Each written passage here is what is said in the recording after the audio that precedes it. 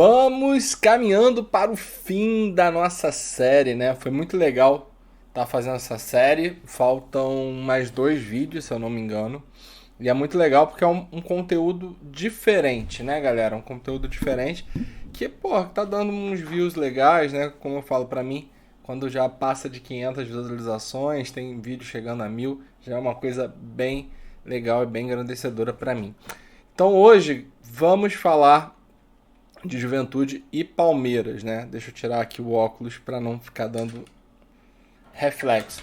Então vamos falar de Juventude e Palmeiras, né? Não perdoe meu cabelo, a gente está em época de pandemia, o cabelo está todo esvoaçado.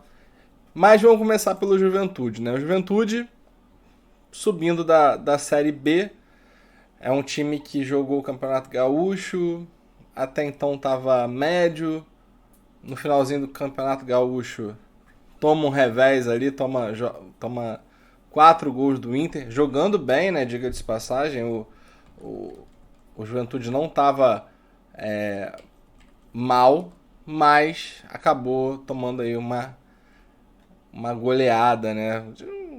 Do Internacional. Bom, então vamos falar um pouco desse Juventude, né? Um dos destaques do Juventude é o meia Guilherme Castilho, né? Ele começou jogando de camisa 10, né? Tava bem. E depois recuou um pouquinho e agora ele é o camisa 8, né? Então ele é um volante com qualidade, né? Digamos assim. É o homem do penúltimo passe. Tava bem, né? Tava fazendo finalização, tava dando, enfim, cruzamento, tava dando várias finalizações, assistência para finalização, mas acabou sendo recuado para dar mais uma qualidade nessa saída de bola, né? Vale lembrar que o Juventude tem algumas contratações que ainda estão chegando, né? Então acho que o time pode mudar. Contratações como o Chico, por exemplo, né? Que jogou no Atlético Goianiense na rodada passada, que inclusive é um jogador que cede bastante perda de posse, né? Então quando a gente for ver o Juventude, vai valer bem a pena a gente olhar os volantes ou até mesmo os zagueiros, né? Dependendo, ou laterais, dependendo de onde o Chico jogue, né? Mas ainda vai ter algumas mudanças aí nesse time. E para o time que vai estrear agora no Campeonato Brasileiro, acho que a única dúvida é na lateral direita entre o Michel Macedo e o Paulo Henrique, né? O Michel veio do Corinthians e o Paulo Henrique veio do Paraná. Eu, particularmente, pelos números, o Paulo Henrique é um lateral melhor, vem ali jogando, fazendo jogos, e eu acho ele melhor até que do que o Michel, né? O Michel, na época do Corinthians, era bem mais ou menos, dava assim, deixava, não marcava bem. Eu acho, inclusive, que é o Michel, é o Paulo Henrique que vai começar, talvez o Michel consiga essa titularidade ao longo do tempo, mas não tem nada certo, né? Bom, antes da gente falar um pouco de como o time ataca, não tem muita coisa para falar. O Juventude é um time que faz um ataque mais basicão, mas vamos falar dos números desse Juventude, né? Então, botando aí na tela para vocês verem, Juventude tem um aproveitamento de 53%, então como eu falei, não é um aproveitamento absurdo, né? É um aproveitamento bem mais ou menos. No Campeonato Gaúcho chegou ali no finalzinho para as semifinais, mas mesmo assim não fez um campeonato brilhante, fez um campeonato meio de altos e baixos. Tem 15 jogos na temporada, sendo que somente 7 vitórias e teve 3 empates, né? Então 5 derrotas que acabou tendo o time do Juventude. Então não tem números assim muito expressivos, né? Mas também tem que falar, diga de passagem, que o Campeonato Gaúcho é um pouco mais difícil do que os outros campeonatos, né? Até mesmo do Campeonato Carioca, Paulista pode estar no mesmo nível, apesar que o Campeonato Paulista esse ano o nível estava um pouco mais baixo. Fez 20 gols, ou seja, tem mais de um gol por jogo, então tem feito gol praticamente todo o jogo. E levou 17, também tem levado mais de um gol por jogo, né? Tá ali na casa de 1,0 alguma coisa, mas arredondando dá um gol por jogo. E o artilheiro desse time, né, é o Matheus Peixoto, e faz muito sentido ser o Matheus Peixoto. Sabe por quê? Vamos lá pro campinho que eu vou te explicar. Bom, na parte de ataque aqui do time Juventude, tem uma diferença aqui entre os laterais, né? Por quê? O Alisson, ele é um jogador que tende a vir mais para dentro, né? Então ele tende a fazer esse movimento mais para dentro, com o Marcos Vinícius abrindo mais aqui e buscando mais a profundidade, né? Buscando mais o fundo. Já do outro lado, o negócio é um pouco diferente, né? Quem acaba buscando mais o fundo é o Paulo Henrique, né? Ou o Michel, e com o Capixaba entrando para cá para tentar o drible, né? O drible para finalização, o drible para passar. Então, basicamente, você tem um lateral aqui que é o Paulo Henrique que avança mais e o Alisson que centraliza mais, empurrando ponta aqui pro lado de campo, né? Que aí vem também para esse 1 a 1 para tentar fazer a marcação. O Juventude ele não tem grandes jogadas de ataque, né? Por isso que eu acho que ainda está esperando chegarem os novos jogadores, inclusive para tentar montar um padrão, um esquema melhor, né? Um time que está em construção. Então, a princípio, eu acho que é um time que vai brigar ali para não cair, né? Para ficar. A gente já viu que times que se constroem dentro do campeonato têm ali uma certa dificuldade, então é perigoso isso para esse time. Mas, primeiro jogo, pega o Cuiabá, que vem também da Série B, que também não tem um elenco assim tão bom, tão absurdo. Então pode ser que esse primeiro jogo aí seja um 0-0, 1-0, ou até mesmo que ele consiga sair com uma vitória, né? Dado que já estão acostumados a jogar, tiveram jogos na segunda divisão, né? Então acho que já pode ter uma... Não é que tenha uma tranquilidade, mas acaba não tendo uma pressão de jogar contra um Palmeiras, um Flamengo na primeira rodada, né? Então acaba tendo um jogo teoricamente um pouco mais equilibrado. Bom, e por que o Matheus Peixoto acaba sendo artilheiro desse time, né? Lembrando que ele fez 5 gols na temporada de 20, né? Então também não é uma coisa tão absurda assim. 20%, 25% dos gols são feitos por ele, mas é porque o time acaba buscando muito o Matheus Peixoto. Então quase sempre o time vai jogar para ele ou jogar para que ele seja o final, né? O destino final da bola, né? Contanto que o jogador o Matheus Peixoto é o jogador que praticamente finaliza todas as jogadas desse time aqui do Juventude, tá? Bom, falamos aqui um pouco do Juventude, como eu falei, não tem nada muito absurdo de se falar taticamente, é um time que joga normal, que usa os laterais, que tem ali o Wesley no meio campo fazendo essa transição, né, entre defesa e ataque, e o Castilho também, né? O Castilho geralmente é o cara que pega aqui o penúltimo passe para tentar dar essa acelerada. Então às vezes vem para o Wesley para Vinícius ou troca com o Alisson para vir. Então é um time que joga ali, faz o beabá, né? Digamos que faz o beabá bem feito, né? Podemos fazer assim, mas acaba sendo um time mediano porque não consegue ter números expressivos, né? E como tem muito jogador novo para entrar, para começar nesse time do Juventude, provavelmente esse time vai mudar muito e a gente vai ter que acompanhar ao longo da temporada qual vai ser o formato tático desse time. Mas por enquanto acho que o que vocês precisam saber é justamente isso, né? A forma que o Juventude joga pelos lados de campo e que joga em função do Matheus Peixoto. Uma dica que eu dou para vocês: o Paulo Henrique foi um dos melhores laterais da Série B no quesito de desarme, tá? Então tem que ficar ligado, porque se ele realmente for titular, pode ser uma vantagem vocês colocarem ele no time de vocês, tá? Terminado o Juventude, vamos agora para analisar o Palmeiras, né? O Palmeiras que vem com números expressivos, mas, né, que quando chega na final não está conseguindo transformar esse favoritismo em títulos. Vamos para lá? Vamos falar do Palmeiras, esse time que é favorito junto com o Flamengo, mas que não consegue transformar esse favoritismo em 2021 em títulos.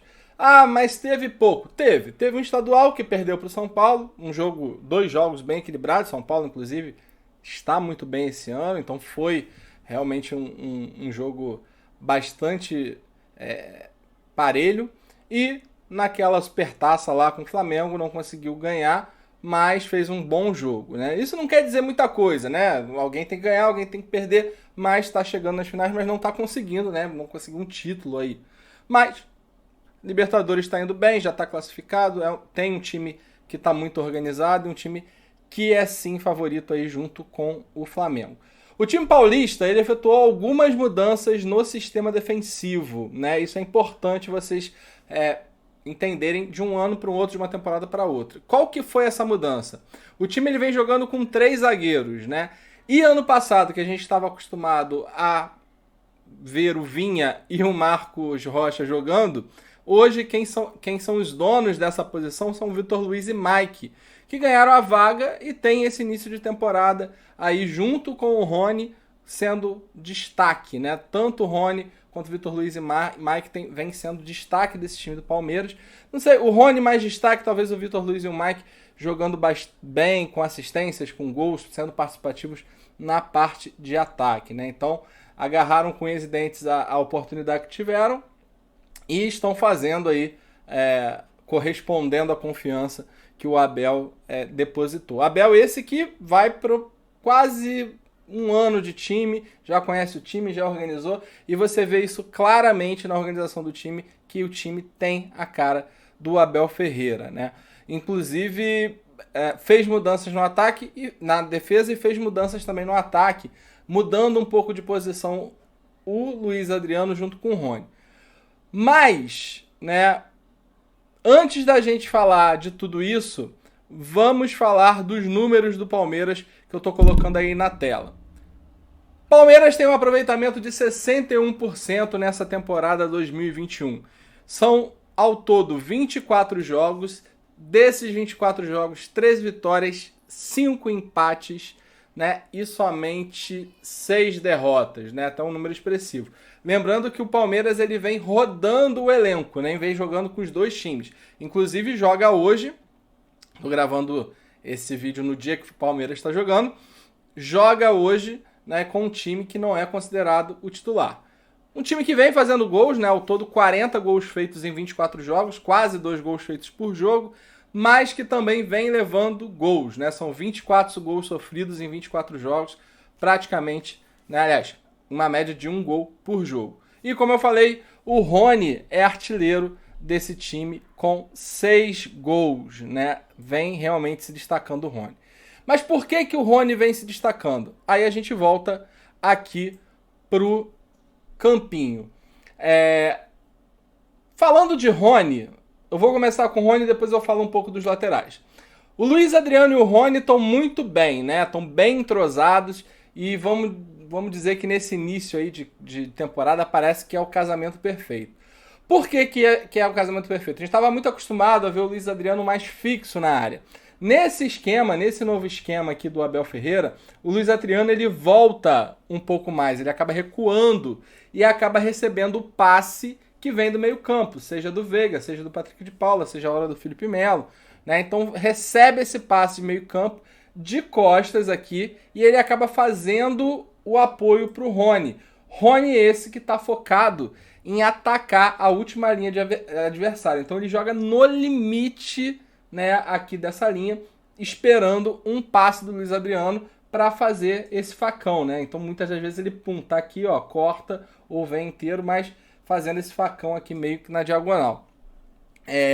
Esse tipo de jogada do Luiz Adriano, né, que ele volta um pouquinho mais, ele também acaba privilegiando alguns outros jogadores. Por exemplo, o Veiga acaba tendo boas oportunidades de infiltração, né? Porque com o Luiz Adriano aqui fazendo esse pivô, o Veiga consegue fazer essa infiltração, né, pro jogo, na área, né? E também o Patrick de Paula consegue vir aqui, ó, e finalizar pro gol. Então você tem 2 jogadores de meio campo que acabam se dando bem também um pouco por causa dessa movimentação. Então, tanto o Veiga quanto o Patrick de Paula o Veiga infiltra mais, o Patrick de Paula chuta mais, mas ambos, né, têm aí a oportunidade de infiltração ou finalização de meia distância. E aí, o que muda também nesse time com esses 3 zagueiros, né, nova organização e com o Vitor Luiz e o Mike? simples, né? Eles acabam virando praticamente dois pontas, né? Ou falso ponta. O Mike, ele acaba chegando mais no fundo para cruzar, né? O Mike é um jogador que procura mais esse cruzamento, às vezes aqui para dentro da área, às vezes lá no segundo poste, né? Às vezes ele faz esse lançamento ali no segundo poste. Então ele acaba chegando mais ao fundo, né? E o Vitor Luiz, pela característica que ele já tem, ele acaba fechando mais na área. Ou seja, ele também vem aqui mais para o fundo, né, de vez em quando, mas ele acaba fazendo mais esse movimento aqui ou esse movimento aqui. Então você vê que o Vitor Luiz, ele acaba entrando mais aqui numa diagonal. Ele acaba entrando mais aqui numa diagonal, né? Ou acaba aqui, ó, puxando mais para o meio mesmo para tentar fazer essa finalização, ou até mesmo um toque passa, né? E quando tem ali algumas oportunidades, ele também sobe. O Vitor Luiz, ele se posiciona tão bem, eles estão tão em sintonia, os dois laterais, que muitas das vezes quando o Mike cruza, é o Vitor Luiz que vem fechando aqui, ó, para tentar pegar no segundo pau essa bola, que aí ou ele toca para dentro ou ele tenta a finalização. Tá? Então, realmente estão aí jogando bastante nessa nova formação. Nas bolas paradas, tem um ponto legal aí do Palmeiras, né? O Palmeiras, ele gosta muito de jogada ensaiada, né? Principalmente nas faltas. Então é comum você ver esse time do Palmeiras tentando as jogadas ensaiadas com o Veiga, né? Às vezes entra um outro jogador ali para ficar próximo, né, do Rafael Veiga. E já nos escanteios, o time busca dois nomes, né? Que é o Felipe Melo, tá? E busca real, assim, o Felipe Melo, porque é um jogador bom de cabeceio, e também busca o Gustavo Gomes, né? Então são os dois jogadores aqui nessa bola de escanteio que o Palmeiras acaba buscando. Analisando aqui o time do Palmeiras, chegamos agora ao fim, né, dessa análise.